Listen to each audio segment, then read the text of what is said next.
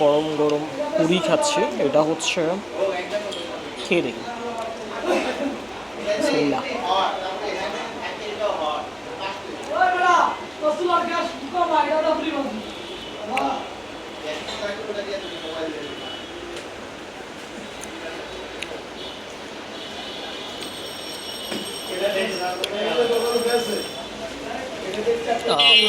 এটা হচ্ছে ডাল পুরি।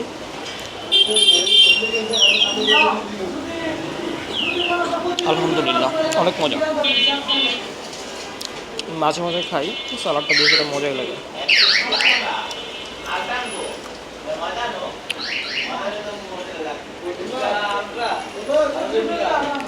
এভাবে পুরিটা নিয়ে জাস্ট সালাদের ঝোল দিয়ে জোস কম্বিনেশন।